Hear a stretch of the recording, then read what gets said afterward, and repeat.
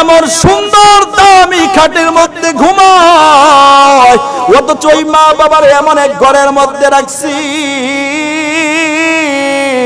যেই জায়গায় মশার কামড় খায়, যেই জায়গায় ভালো একটা বিছানা নাই, যেই জায়গায় ভালো একটা তোষক নাই, ওই জায়গার মধ্যে মা আর বাবা ঘুমায়।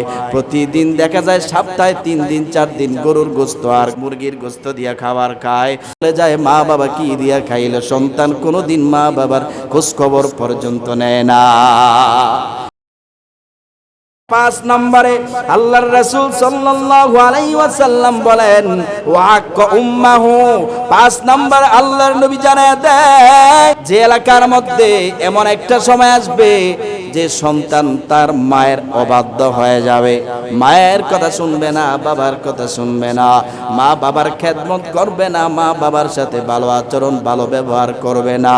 স্ত্রীকে নিয়ে বড় বড় ফ্ল্যাটের মধ্যে, আর স্ত্রীকে নিয়ে আর এমন সুন্দর দামি খাটের মধ্যে ঘুমায়, অথচ ওই মা বাবার এমন এক ঘরের মধ্যে রাখছি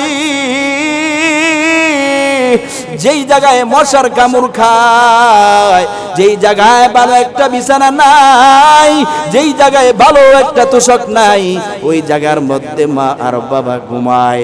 প্রতিদিন দেখা যায় সপ্তাহে 3 দিন 4 দিন গরুর গোশত আর মুরগির গোশত দিয়া খাবার খায়। বলে যায় মা বাবা কি দিয়া খাইলো, সন্তান কোনোদিন মা বাবার খোঁজ খবর পর্যন্ত নেয় না। এগুলা আছে না নাই? আরো জোরে বলতে হবে, আছে না নাই? ব্যাপক হারে এগুলা আমাদের সমাজে বেড়ে গেছে। স্ত্রীদের আনুগত্য করে, স্ত্রীকে আপনি ভালোবাসেন, কোনো সমস্যা নাই, আর স্ত্রীকে তো অবশ্যই ভালোবাসবেন, কিন্তু একজনকে ভালোবেসে আপনি আপনার মাকে বাবাকে পরিত্যাগ করলেন, তাদের খোঁজ খবর নিলেন না, এটার জন্য আল্লাহর কাঠগড়ায় দাঁড়াইতে হবে।